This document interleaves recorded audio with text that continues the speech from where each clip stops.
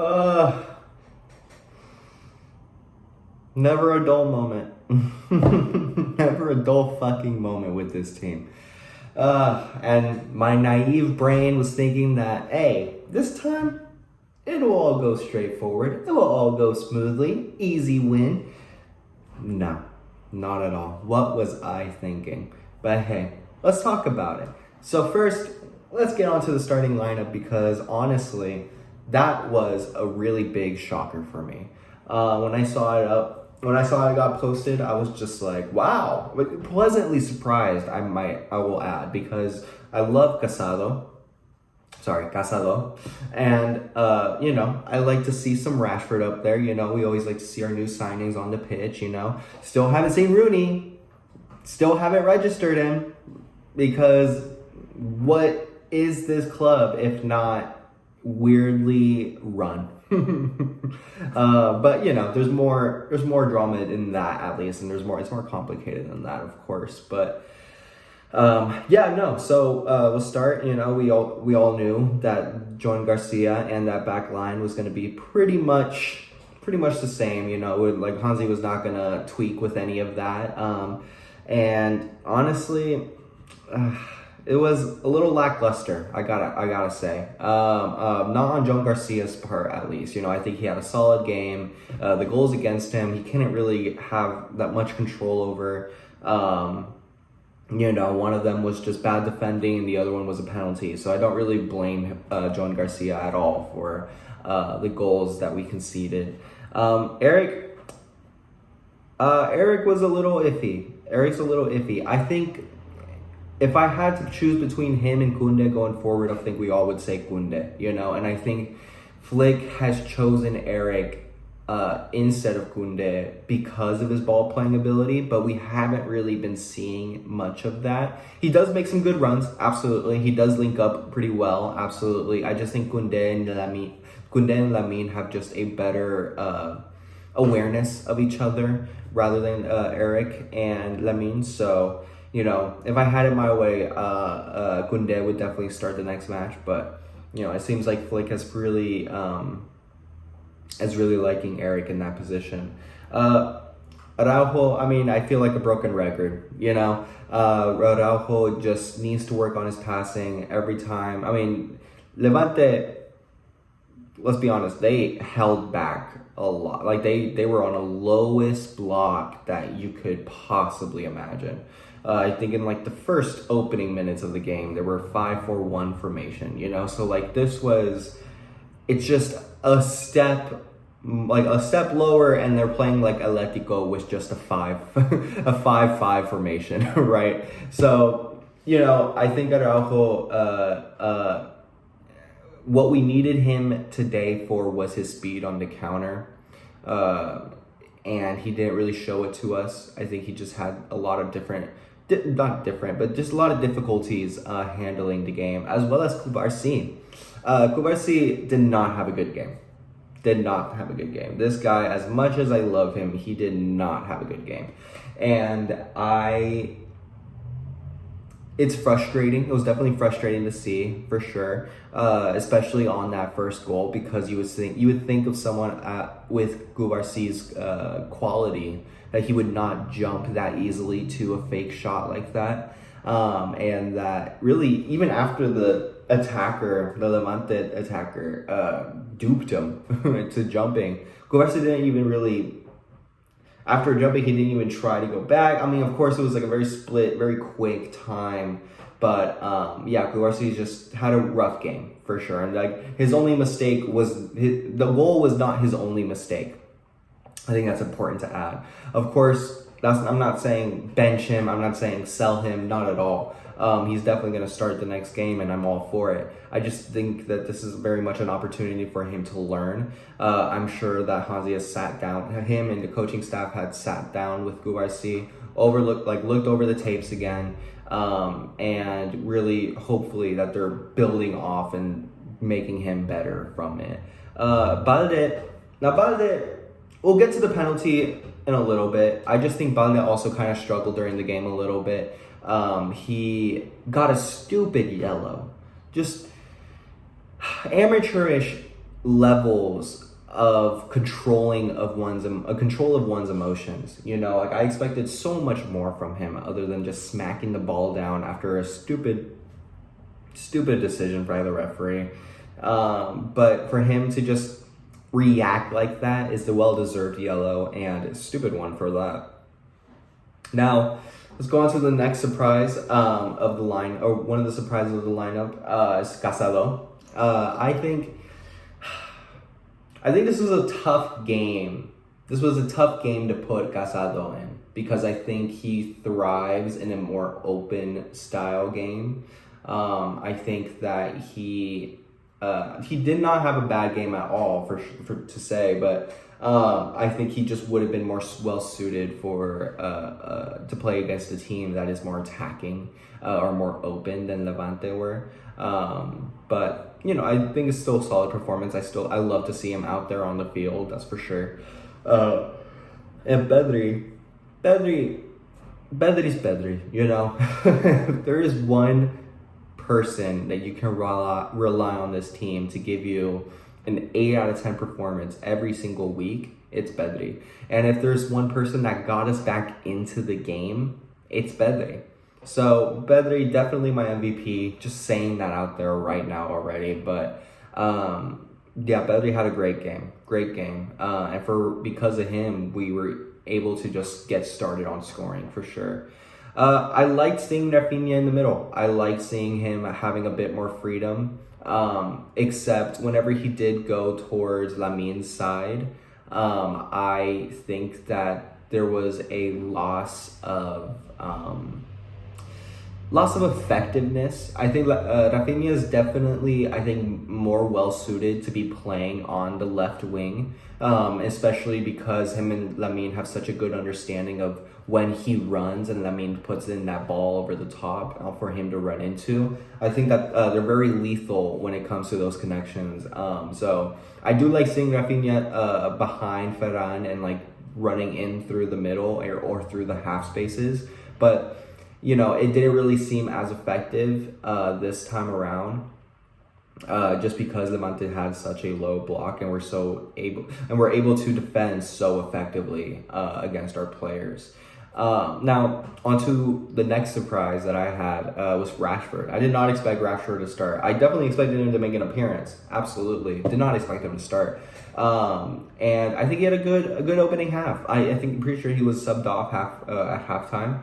First 45 minutes, yeah, pretty decent. You know, the problem that him and Lamin had, we'll get to Lamin a little bit more, but the problem that they both had was just that first 10 minutes, you saw Rashford attacking his man. You know, you saw him beating his man, going to the touch byline, and getting those crosses in, or trying to get those crosses in, trying to get a shot off, you know, like, or at least just beating his man, being effective, doing something with the ball. Then after that, completely disappeared.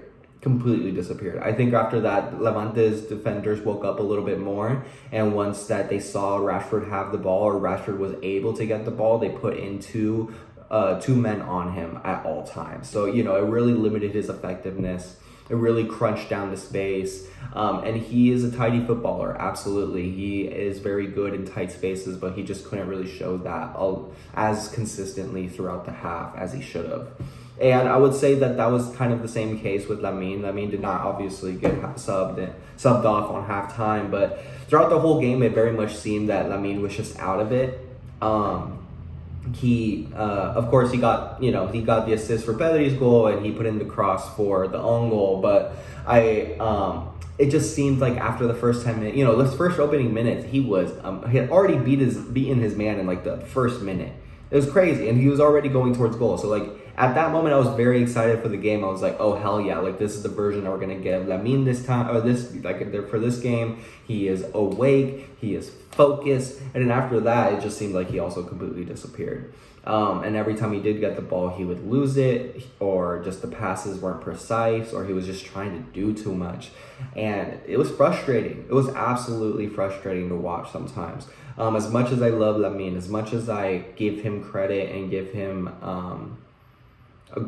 not a grain of salt, but I just, he can get away with those types of performances, where he's not 100% as effective as he always is because of what he's shown in his past and what we know that he's capable of.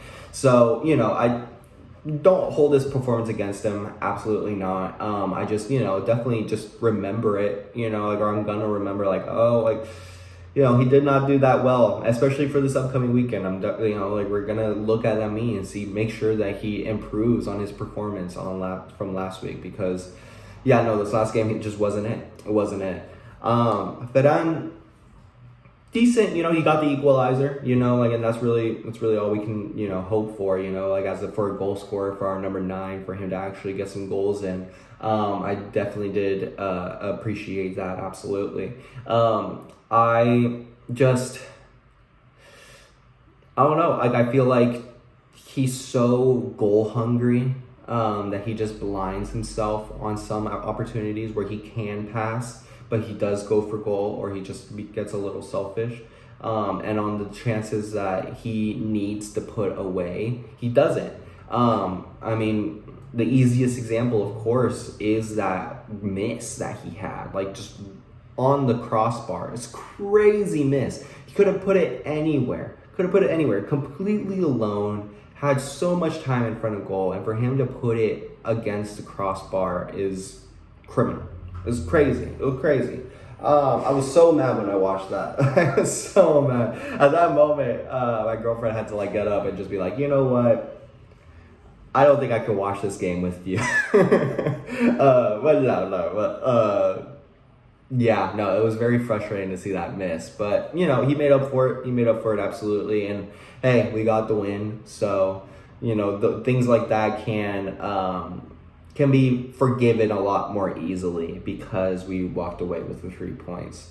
But, I think definitely something I do want to talk about in regards to this game was, and something that's going to be a more consistent theme throughout the whole season, is that offside trap. Now, we are used to this as Barca fans. Since Hansi Flick has come in, the offside trap, or the high line, is always going to be there, regardless who we play. And I'm all for it. To be honest, I've seen pundits talk about how they need to fix it or whatever, blah, blah, blah, whatever bullshit, right? I love that we play with that much intensity, and there are inherent risks to playing like that. So when you do lose the ball in a bad position, or like Lamine did on the first goal, and are able to just counter so easily and just put the ball over the top and then put a cross in, and then boom, easy. And I'm not saying that it's only one mistake that ends up in a goal, but I'm just saying it's the one mistake that creates the catalyst for other mistakes to happen that end up into a goal, because everyone's scrambling. Everyone's trying to get to the ball. Everyone's trying to do their job, of course. But when they are just so nervous, or not nervous, but just so frantic, and that leads to a lot of mistakes. That leads to a lot of mistakes, like we did see in that first goal with Gubarsi. But I definitely want the high line to stay. Our defenders just have to adapt. And not only our defenders, but our midfielders, absolutely. Just the whole team, honestly. Because it all starts from the front, right? And, of course, there will be those moments where we do lose a ball in a bad place. Of course, and those moments will come. I just think that...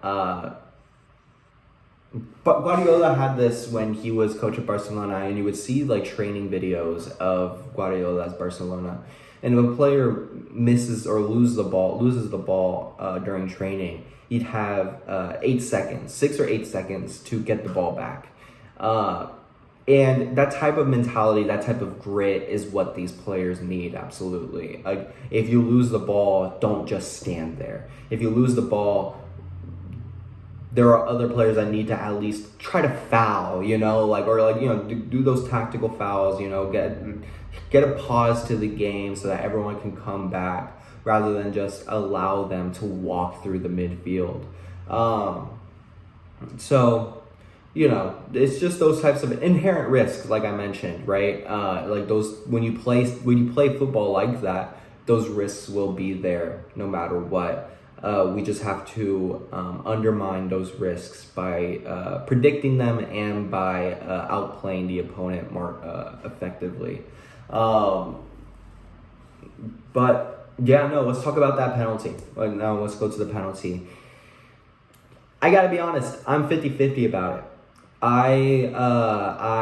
You see, the angle that I saw of the penalty, of the replay, it was not directly behind the Levante attacker. So the angle that we saw showed a lot more of the gap between Balde's arm and his chest. That gap is there. And does it hit him in the arm? Absolutely. So that gap is there and it hits them in the arm. That's a penalty. Great. However, I also think that if you were seeing the perspective that the Levante attacker had when he made that shot, Balde's arm isn't like this. It isn't anywhere else, but it's directly in front of him. That gap is still there. But it is directly in front of him. And how much bigger is that really making his body if his arm is directly in front of him? So for that, I'm like, I can't really see it as a penalty. Like I see both sides. And I think once the ref went to go see it, he was never gonna change his mind. He was never gonna say it wasn't a penalty or anything. But yeah, just definitely 50-50 about that, because I'm still going back and forth. I'm like, I don't know. Like I see like the gap between, the gap is there, but it doesn't make his body bigger. It doesn't. So yeah. Anyway, getting on to the goals that we scored now, that actually got us to win the goddamn game. Bedri's goal is incredible. Like I feel like every time you watch all my videos, and you see whenever I mention Bedri in a sentence, incredible is always in the same sentence as well. And I can't help it. I can't fucking help it. You watch an incredible player play, shit, and he does incredible things, shit, But no, Bedri's amazing. Amazing. And an amazing goal, too. I'm sure there was a slight deflection, but I also don't think that deflection really altered the trajectory of that ball very much. So, great goal, great player, had a great game, so instrumental to the success of this team. If Bedri gets injured, pray for this team, because where would be the midfield creativity coming from? So great goal, absolutely great goal. And Ferran's goal, the equalizer, also a really, really good goal. Really good goal. I'm so surprised that he was even able to get a clean shot like that in the space that he had, and that the defenders couldn't really defend him. Like that was a really bad defending on Levante's part for the second goal. Absolutely, but good on Ferran, getting there, getting to that spot, being where he needs to be, and putting that ball in the back of the net. Absolutely. 2 goals in a span of 6 minutes, great. I just hate that we have to wait to be losing 2-0 to start playing like that, to just wake up. At least some players, like I mentioned before, Lamine slept through the whole game. First 10 minutes, really good. Slept through the whole rest of the game. But, of course, had that moment in the end, putting that cross in, and the Levante defender giving us just a great gift. A great gift. Now, he almost did an own goal earlier. That same defender. He almost knocked it into his own goal, but I'm pretty sure either the goalkeeper saved it or it was just barely missed. But that same defender had already been super close to scoring an own goal before actually doing so. So, hey, he had an agenda. He knew he was going to score. He knew, I'm scoring today. Sucks for them at least that it was against their own goal. but hey, that works in our favor very, very well. Absolutely. But yeah, no, it was a very stressful game, and did not just sitting there as a Barca fan, and especially after last year. I knew when halftime came, it's not like I felt like we were gonna lose, and that security is very nice, compared to like the few years that we had before last year. If we went into halftime losing, the game's done. We were not gonna win that game. And once every blue moon, Xavi's team would come up with something magical. Absolutely, more credit to Xavi, because Xavi did so many things for this club that I think we're gonna appreciate more in the longer term. But anyway, that's a whole different thing. This game, going into halftime, I was just more frustrated, as we all were, just that we couldn't wake up, just that we weren't playing to the way that we knew we could play. It's definitely very frustrating to see that it did take us to be 2-0 down to start actually playing like Barca. But I never gave up. You don't give up hope now. We go down by 2. We're like, oh shit! So we're about to put a goleada. We're about to go fuck these people up. But which was exactly what I was expecting after we scored the second goal. Once we equalized, I thought, all right, we're gonna run away with this. Nothing. We went back to sleep as a team. We did not be as effective. Our shots had no venom. We took a lot of shots, especially in the first half. If you watch it back, we took a lot of shots. We had a lot of shots on goal, all directly to the goalkeeper. It was just training for him. So, as many creative players as we have, as many lethal players as we have, you're always going to have those games, of course, where, someone's not living up to it, someone's not playing up to their ability, those different things, or as a team they're not doing it, and that's definitely was last weekend. And those are the games that even when you don't play well, you still need to win, and we did. So more credit to this team, absolutely. And I think the subs really helped as well. Let's get to the subs. Gavi, great game. I loved how Gavi played. Gavi gets on the field, and we all know he's one of those players that if you support the team, you love him. If you're not a fan of Barca, or you don't like Barca, you hate Gavi. You hate that fucker, and I don't blame you. But the way he plays, it's just such a great breath of fresh air, as well as Gunde when he got on the field. You can see that Gunde is just a lot better just going forward than Eric Garcia is, especially in regards to his connection with Lamine on the byline, or on the sideline. I think they both had very effective games once they were on the pitch. And it was really nice seeing Christensen out there.